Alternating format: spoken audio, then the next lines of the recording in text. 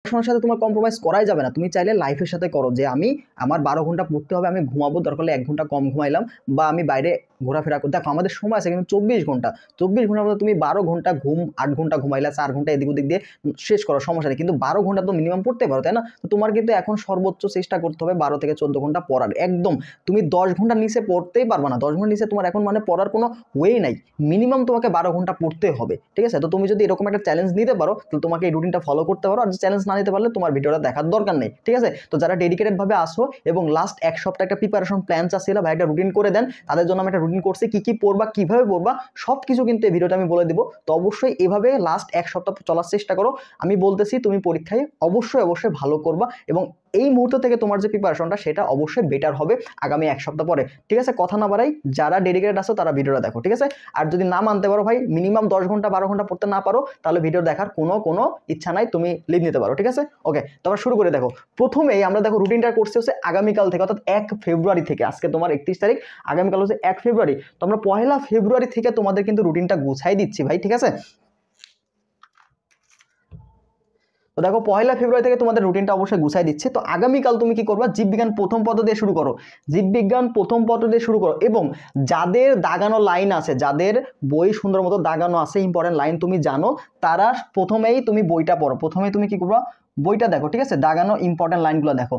এবার যদি বলো যে ভাই আমার তো দাগানো বই নাই, বা আমি বুঝতেছি না যে আসলে ইম্পর্টেন্ট টপিক কোনগুলো, তো তারে কি করবা, তাহলে তুমি কি করবা, এই যে তোমাদের জাবি ডিমিটার কোশ্চেন ব্যাংকটা আছে না, এই কোশ্চেন ব্যাংকটা তুমি আগে দেখো। এই তুমি যে অধ্যায় দেখবা, দেখো এখানে যারা কোশ্চেন ব্যাংক এখনো সংগ্রহ করো নাই, তারা পান করি কোশ্চেন ব্যাংক অথবা ফার্মা নলেজ বইটা নিতে পারো, ঠিক আছে? তো কোশ্চেন ব্যাংক দেখো, যদি তোমার কাছে ইয়ার ওয়াইজ কোশ্চেন থাকে, তুমি লাস্ট 5 বছর প্রশ্ন দেখো যে এই অধ্যায়ে দেয়, আলটিমেটলি তুমি কোষের গঠন শেষ করো, তাহলে দেখো যে আসলে কেমন টাইপের প্রশ্ন আসতেছে। তো ওই টাইপের প্রশ্নগুলো টাইপগুলো একটু কষ্ট করে খাতায় লিখে রাখো, লিখে মূল বই থেকে দেখো। তো তোমার কাছে যদি টাইপ অ্যানালাইসিস না থাকে, বা তোমার যদি দাগানো বই না থাকে, বুঝতেছো না যে কোন টাইপগুলো, তো আমাদের যে জাবি ডিমিট এক্সাম ব্যাচ এখনও কিন্তু ভর্তি হওয়া যাবে।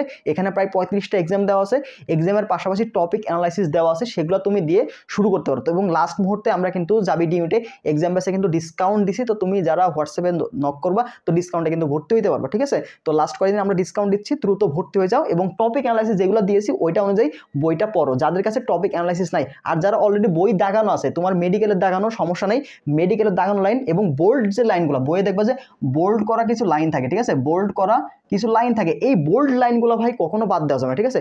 বোল্ড লাইনগুলো অবশ্যই পড়বা, ঠিক আছে? বোল্ড লাইনগুলো অবশ্যই পড়বা। এবং মূল বইয়ে দেখবা অনুশীলনী কিছু এমসিকিউ থাকে না, অনুশীলনী, এই অনুশীলনীর এমসিকিউগুলো, অনুশীলনী এবং বোর্ডের কিছু প্রশ্ন থাকবে। দেখো বোর্ড, এই যে বোর্ডের এমসিকিউ, এই বোর্ডের এমসিকিউগুলো কিন্তু গুরুত্বপূর্ণ, বোর্ডের এমসিকিউগুলো কিন্তু গুরুত্বপূর্ণ। বহুপদী সমাপ্তি সূচক, ওই যে 1 2 1 ও 2 2 ও 3 এই টাইপের প্রশ্নগুলো কিন্তু জাবিতে আসে, ঠিক আছে? তো এই যে বোর্ড প্রশ্নগুলো এবং বইয়ের যে অনুশীলনের প্রশ্নগুলো, এগুলো মোস্ট ইম্পর্টেন্ট, এগুলো কিন্তু মোস্ট ইম্পর্টেন্ট জাবি ডিম এর জন্য। তো অবশ্যই এই প্রশ্নগুলো বোঝার চেষ্টা করবা। আর তোমার কাছে জাবি ডিম এর কোশ্চেন ব্যাংকটাকে দেখবা, দেখে কোন টাইপের প্রশ্নগুলো আসতেছে।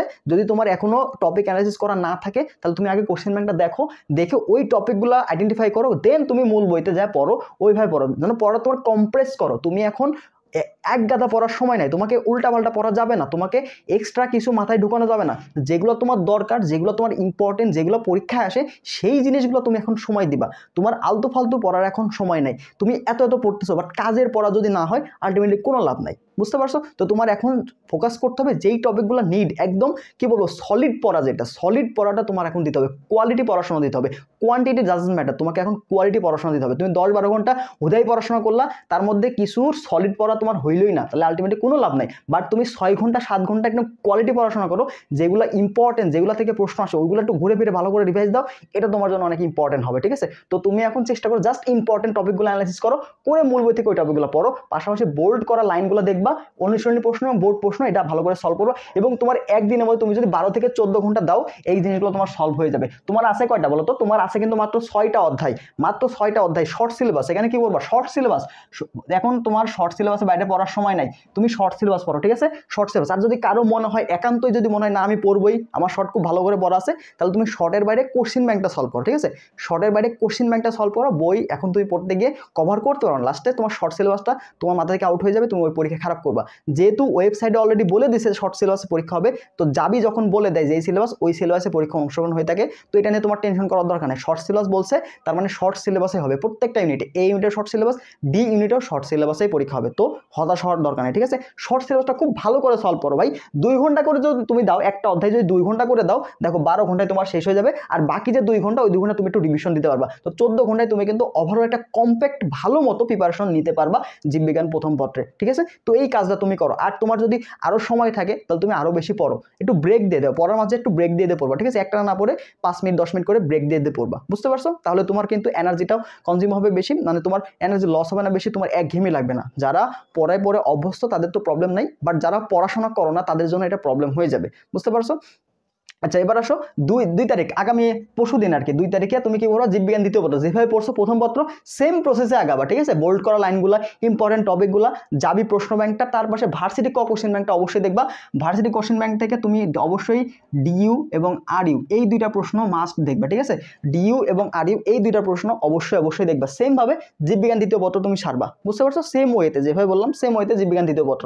এবার আসো রসায়ন প্রথম পত্রের ক্ষেত্রে, তো রসায়ন প্রথম পত্রে কিন্তু ভাই মেডিকেল যেমন পড়ছো ওইভাবে হবে না, মেডিকেলের থিওরি পার্ট ছিল বেশি, বাট এখানে ম্যাথমেটিক্যাল টার্মও আছে বেশি, এবং এখানকার যে ম্যাথগুলা হ্যান্ড ক্যালকুলেশন তোমাকে জানতে হবে। হ্যান্ড ক্যালকুলেশন যারা পারো না তারাও চেষ্টা করবা যখন পড়বা, পাশাপাশি হ্যান্ড ক্যালকুলেশন ম্যাথগুলা কিভাবে করতেছে, দশমিকের যোগ বিয়োগ গুণ ভাগ এগুলো কিভাবে করছে, তো আমি চেষ্টা করবো আগামীকাল তোমাদের একটা হ্যান্ড ক্যালকুলেশনের ভিডিও দেওয়ার, তো অবশ্যই চ্যানেলটা ফলো দিয়ে রাখবা যেন ক্লাস পাইলেই যুক্ত হয়ে যাও। এছাড়া আমাদের টেলিগ্রাম গ্রুপে যুক্ত হয়ে যাও, ওখানে কিন্তু ক্লাসের লিঙ্ক দিয়ে দিব আগেই, তো তুমি ওখান থেকে দ্রুত পেয়ে যাবা ক্লাসগুলো, ঠিক আছে। তো হ্যান্ড ক্যালকুলেশনগুলো তোমাকে মাস্ট জানতে হবে, পাশাপাশি অনুশীলনী এমসিগুলো সলভ করো। অনুশীলনী দেখবা বোর্ডের কিছু প্রশ্নগুলো আছে না, বোর্ড এই যে বোর্ডের যে প্রশ্নগুলো আছে এগুলো কিন্তু মোস্ট ইম্পর্টেন্ট, ঠিক আছে, এগুলো একটু ভালো করে দেখবা। অনুশীলনের বোর্ড প্রশ্ন যেগুলো আছে এগুলো একটু ভালো করে দেখবা। বহুপদী সমষ্টিসূচক 1 ও 2, 2 ও 3 এই টাইপের প্রশ্নগুলো কিন্তু জাবি ডিতে আসে, এই প্রশ্নগুলো দেখবা, ঠিক আছে। আর জাবি এ এবং ডি 2টার প্রশ্নই সলভ করবে। এটা কই পাবা? এই যে ভার্সিটি কোশ্চেন ব্যাংকে তোমরা পাবা, ভার্সিটি এ ইউনিটের কোশ্চেন ব্যাংক থেকে জাবি এ ইউনিটের প্রশ্নগুলো পাবা। তো ডি এর প্রশ্ন তো মাস্ট তোমাকে সলভ করতে হবে, ঠিক আছে, ডি এর প্রশ্ন মাস্ট সলভ করতে হবে। চেষ্টা করবো ব্যাখ্যা সহ সলভ করা, ঠিক আছে, ব্যাখ্যা সহ সলভ করা। যে কোনো প্রশ্ন ব্যাংকের নিচে অবশ্যই ব্যাখ্যা দেওয়া আছে, তো ব্যাখ্যাগুলো কিন্তু মোস্ট ইম্পর্টেন্ট, ব্যাখ্যাগুলো ভালো করে দেখলেই তোমার কিন্তু অনেকগুলো টাইপ আর কি কনসেপ্ট ক্লিয়ার হয়ে যাবে, ঠিক আছে। এরপরে ভার্সিটি কোশ্চেন ব্যাংকটা দেখলে টাইপ ওয়াইজ দেখবা, তাহলে দেখবা টোটাল প্রিপারেশনটা একদম ভালো মতো হয়ে যাবে। তারপরে যদি কোনো কনসেপ্টে তোমার সমস্যা থাকে, কোনো কনসেপ্ট যদি বুঝতে অসুবিধা হয়, সেটা তুমি গুরুত্বপূর্ণ কনসেপ্টগুলো এই মূল বই থেকে দেখে নিও। যদি তোমার কনসেপ্ট ক্লিয়ার না থাকে, মনে করতেছো প্রশ্ন ব্যাংক দেখতেছো হচ্ছে না, টপিকগুলো ইম্পর্টেন্ট, এই যে জাবি ডিতে তুমি দেখলা যে টপিকগুলো থেকে প্রশ্ন আসে, ওই টপিকগুলো ব্যাখ্যা দেখতেছো, তারপরে অনুশীলন সলভ করতেছো, বাট তোমার ক্লিয়ার হচ্ছে না, তখন তুমি মূল বই থেকে কনসেপ্টগুলো দেখে নিবা, ঠিক আছে। তো মূল বই লাইন টু লাইন দাগানো লাইন পড়ার এখানে দরকার নাই, বুঝতে পারছো? আচ্ছা, এবার আসো 4 ফেব্রুয়ারি কি করবা। 4 ফেব্রুয়ারি তোমরা কি রসায়ন দ্বিতীয় পত্র, রসায়ন দ্বিতীয় পত্র তোমার হচ্ছে কিছু কিছু অধ্যায় যে পরিবেশ রসায়ন এগুলা দেখবা, প্রথম দিকে কিছু মানটান আছে না, ডিওর মাত্রা এগুলো মাত্রা, তো এই মাত্রাগুলো আলটিমেটলি প্রশ্ন ব্যাংকের যে ব্যাখ্যা আছে না, ব্যাখ্যাতে অনেকগুলো দেওয়া আছে, ওগুলা পড়লে এনাফ হয়ে যাবে, ঠিক আছে। আর যেভাবে বললাম প্রথম পত্র যেভাবে পড়বা, অনুশীলনী বোর্ড প্রশ্ন, জাবি এ এবং ডি ইউনিট এবং ভার্সিটি কোশ্চেন ব্যাংক, তার পাশাপাশি গুরুত্বপূর্ণ যে কনসেপ্টগুলো যেগুলো দাগানো লাইন ইম্পর্টেন্ট ওগুলো বই থেকে দেখে নিবা। সেম ভাবে রসায়নটা দ্বিতীয় পত্র এভাবে পড়বা, ঠিক আছে। তো এগুলো তোমরা যদি পড়তে পারো এইভাবে, তুমি অবশ্যই ভালো একটা ফিডব্যাক পাও। আমি তোমাকে বলতেছি যদি এভাবে পড়তে পারো তুমি অবশ্যই ভালো একটা ফিডব্যাক পাওয়া, এবং তুমি বেশি না, এই যে আমাদের দেখো এই যে 4 তারিখ পর্যন্ত তোমার কিন্তু শেষ হয়ে যাবে না রসায়ন দ্বিতীয় পত্র, তো এই 4 দিন পরে তুমি বুঝতে পারো, নিজের পরিবর্তনটা বুঝতে পারবা যে আসলে আমার পড়াটা কতটা গোছালো হয়ে যাচ্ছে, বুঝতেছো? এরপরে আসো বাংলা এবং ইংরেজি এবং আইকিউ, এটাতে তুমি কি করবা, এটাতে তুমি কি করবা দেখো, তোমার কিন্তু এখানে চেষ্টা করবা যে 30 থেকে 40 মিনিট বাংলা ইংরেজি দেওয়া, ঠিক আছে। এই যে 4 দিন আমরা দিলাম এখানে জীববিজ্ঞান রসায়নের 4 দিন দিলাম, এই 4 দিনের মধ্যে তুমি মিনিমাম 30 থেকে 40 মিনিট একটু সময় বের করে মাঝখানে কিছু গ্যাপ দিয়ে বাংলা ইংরেজিতে একটু সময় দিবা, ঠিক আছে। বাংলা ইংরেজি আইকিউ এখানে কিন্তু 12 মার্ক আছে, তো এই 12 মার্ক তোমার জন্য কিন্তু অনেক গুরুত্বপূর্ণ, ঠিক আছে, 12 মার্ক কিন্তু অনেক গুরুত্বপূর্ণ, বুঝতে পারছো? তো তুমি যদি একটু সময় দাও, বেশি না, এখানে কিন্তু তুমি জীববিজ্ঞান এবং রসায়ন থেকে কম সময় দিয়ে কিন্তু ভালো করতে পারবা, ঠিক আছে। তো বাংলা এবং ইংরেজিতে, ইংরেজি তোমরা মেডিকেল প্রিপারেশন নিচ্ছ না, গ্রামার পার্টটা ওটা থেকে পড়লেই হবে, আর তোমার সিনোনিম অ্যান্টোনিম এগুলো হচ্ছে মেডিকেলের জন্য যেগুলো পড়ছো, পাশাপাশি ডি ইউনিটে বিগত বছরগুলোতে যেগুলো আসছে এগুলো একটু দেখো, তাহলে মোটামুটি কমন পড়তে পারে। আর গ্রামার পার্টগুলো তোমরা সবগুলাই পারবা, ঠিক আছে। আর বাংলার ক্ষেত্রে বাংলা দ্বিতীয় পত্র থেকে প্রশ্ন আসে বেশি, বাংলা ব্যাকরণ থেকে প্রশ্ন আসে বেশি। এই যে বানান শুদ্ধি, বাক্য শুদ্ধি, সমাস, উপসর্গ, এই টাইপের প্রশ্নগুলো বেশি আসে। অ্যানালাইসিস কিন্তু দেওয়া আছে, প্লেলিস্টে যাও, প্লেলিস্টে গেলে দেখবা যাবি এ ইউনিট এবং ডি ইউনিটের একটা প্লেলিস্ট দেওয়া আছে, ওখানে কিন্তু টপিক অ্যানালাইসিস আমরা দিয়ে রাখছি, লিঙ্কটা আমি দিয়ে রাখবো ডেসক্রিপশন বক্সে, সেখান থেকে দেখে নিও, ঠিক আছে। ওই টপিক অ্যানালাইসিসগুলো তোমাদের বাংলা প্রথম দ্বিতীয় পত্র যে বইটা আছে 9-10 ওইটা, অথবা বাংলা ব্যাকরণ তোমরা অবশ্যই এইচএসসিতে পরীক্ষা দিছো, তাই না? তো এইচএসসিতে যে বই থেকে পরীক্ষা দিছো ওই বইটা দেখলেই মোটামুটি কভার হয়ে যাবে, ঠিক আছে। আর আইকিউ এর ক্ষেত্রে তো কি করো ভাই, আইকিউ থেকে জাস্ট কোশ্চেন ব্যাংকটা সলভ করো, ঠিক আছে। কোশ্চেন ব্যাংকটা ভালো করে সলভ, কোশ্চেন ব্যাংক থেকে যে টাইপগুলো দেওয়া আছে টাইপগুলো, আর আমরা কিন্তু আইকিউ ক্লাস দিচ্ছি, 3টা ক্লাস আছে কিন্তু, ঠিক আছে। 3টা ক্লাস দেওয়া আছে কিন্তু, অলরেডি 3টা ক্লাস দেওয়া আছে।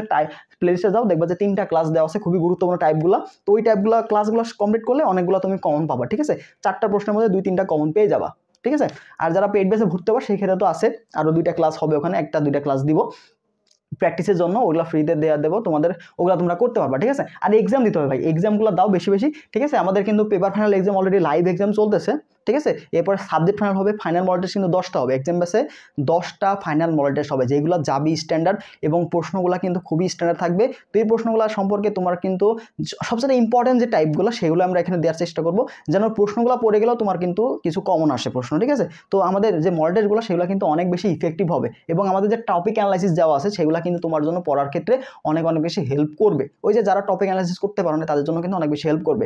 এই যে লাস্ট যে 3 দিন, এটা কি করবো ভাই, 6, 7, 8, এই 3 দিন আমরা কি করবো, এই 3 দিনে তোমার কাজ হচ্ছে যেগুলো তোমার মনে থাকে না, তুমি যে প্রথম দিন পড়লা, ঠিক আছে, প্রথমে যেগুলো পড়লা, যেগুলো মনে থাকে না, যেগুলো তোমার কাছে কঠিন লাগে, এই কঠিনগুলো তুমি এখানে নোট করে রাখো। মনে থাকে না এগুলো কি করবে, এগুলো নোট করো, ঠিক আছে। এগুলো নোট করে এই যে বাকি যে 3 দিন 6, 7, 8 এগুলোতে বেশি বেশি পড়বা, ঠিক আছে। যেগুলো ইম্পর্টেন্ট, যেই টপিকগুলো ইম্পর্টেন্ট, মনে করো একটা চার্ট, এই চার্টটা তোমার মনে থাকে না, কি করবা, ওই দিন পড়লা, পড়ে একটু ঝালাই করে রাখলা, বাট মনে ভুলে যাও তুমি, তারপরের দিন এই যে 6, 7, 8 এগুলো একটু দেখবা, যেগুলো মনে থাকে না সেইগুলো তুমি দেখবা। তারপরে যেগুলো গুরুত্বপূর্ণ টপিক, এই টপিকের বাইরে একটা প্রশ্ন তোমার এখানে পড়ার কোনো সময় নাই, নতুন কোনো কিছু পড়বো না এই 3 দিন, নতুন কোনো কিছু পড়া যাবে না, নতুন কোনো কিছু পড়া যাবে না। জাস্ট তুমি যেগুলো আগে পড়ছো ওইগুলাই তোমাকে রিভিশন দিতে হবে, ঠিক আছে। যেগুলো পড়ছো ওইগুলাই বারবার মনে করার চেষ্টা করো, ওইগুলাই বারবার তোমার স্থায়ী মেমোরিতে সেভ করার চেষ্টা করো। তোমার নতুন পড়া ঢুকাইতে গেলে তুমি পূর্বে সব পড়া এলোমেলো করে ফেলবা, এটা মাথায় রাখো। পরীক্ষা দিতে যাইতে তো কোনো সময় নতুন পড়া পড়বে না। তোমরা দেখে অনেকেই গাড়িতে যাওয়ার সময় নতুন পড়া পড়তে যাও, এগুলো ভাই যে পরীক্ষার হলে কত খারাপ এফেক্ট পড়ে এটা তো তোমরা জানো না। তুমি নতুন পড়া পড়তেছো, ওই পড়ায় তোমার মাথায় ঘুরপাক খাবে, তুমি যে আগে পড়ছো ওই পড়া তুমি জীবনেও অ্যান্সার করতে পারবে না, তোমার মনেই পড়বে না। সো গাড়িতে যাইতে তোমার নতুন পড়ার দরকার নাই, তুমি আগে যেগুলো পড়ছো ওইগুলাই দেখো, ওইগুলাই তুমি মাথার মধ্যে ভালো করে সাজাও, যে কিভাবে আসলে আমি এভাবে অ্যান্সার করব, এগুলো দেখো। নতুন কোনো পড়া যদি শেষের দিন পড়তে যাও তুমি নির্ঘাত মারা খাবা। এই পরীক্ষার হলে তুমি আমার কথা শোনো, এইটা তুমি অবশ্যই ফলাফল পাবা। যদি পরীক্ষার সকালবেলা, পরীক্ষার রাতে যাইতে গাড়ি যাইতে তুমি এক্সট্রা পড়া পড়তেছো, নতুন একটা শিট দেখবা, জাহাঙ্গীরনগরে শিট বিক্রি করে, হ্যাঁ 20 টাকায় চান্স পেয়ে যাবা, ওই শিট দেখতেছো, ওই শিট দেখে সব কিছু উল্টাপাল্টা ফেলাইলো, শেষ, চান্স কিন্তু শেষ, তোমার যতটুকু চান্স হওয়ার পসিবিলিটি ছিল ওইটাও কিন্তু আর থাকবে না। তো অবশ্যই শেষ দিন যেগুলো আছে 3 দিন, এটা কিন্তু খুবই গুরুত্বপূর্ণ সময়। এই 3 দিনে তুমি নতুন কোনো কিছু দেখবে না, যেগুলো আগে পড়ছো এখনই বেশি এখন নতুন পড়ার যদি ইচ্ছা থাকে বা পড়া না থাকে তুমি এখন নতুন পড়া পড়ো, বাট লাস্ট 3 দিন তোমাকে কখনো নতুন পড়া পড়তে হবে না। যদি পড়ো তাহলে কিন্তু তোমার জন্য ক্ষতি, বুঝতে পারছো। আর বেশি বেশি ফাইনাল মডেল টেস্টগুলো দিবা, আমাদের এক্সাম বেসে দ্রুত ভর্তি হয়ে যাও, অফার চলতেছে, ডিসকাউন্ট অফার চলছে, মাত্র 150 টাকায় তুমি কিন্তু 35টা এক্সাম পাবা। অধ্যায়ভিত্তিক এক্সামগুলো সুন্দর মতো সাজানো আছে, পড়বা আর এক্সাম দিয়ে যাচাই করবা, দেন প্রশ্নগুলো কিন্তু ব্যাখ্যাও দেওয়া আছে, সো তুমি যাচাই করতে পারবা, ঠিক আছে। এরপরে কিন্তু টপিক অ্যানালাইসিস দেওয়া আছে, আইকিউ ক্লাসগুলো দেওয়া আছে, সাজানো দেওয়া আছে, পিডিএফ দেওয়া আছে। এরপরে ফাইনাল মডেল টেস্ট দেওয়া হবে, ফাইনাল মডেল এখনো লাইভ শুরু হয় নাই, লাইভ হবে, এগুলো তোমরা দিতে পারবা, ঠিক আছে। পেপার ফাইনাল চলতেছে, সাবজেক্ট ফাইনাল শুরু হবে কাল পরশু থেকে। তো দ্রুত এনরোল করে ফেলো, মাত্র 150 টাকায়। হোয়াটসঅ্যাপ নাম্বার, টেলিগ্রাম নাম্বারে যোগাযোগ করো, তাহলে বিস্তারিত তোমরা পেয়ে যাবা, ঠিক আছে। ভিডিওটা আর বাড়াইলাম না, এই ছিল মূলত ভিডিওটা। যদি কোনো কিছু কনফিউশন থাকে, যদি কিছু জানতে থাকো, সেটা অবশ্যই কমেন্ট বক্সে জানাবা, ঠিক আছে, আমি সেখানে রিপ্লাই দিব।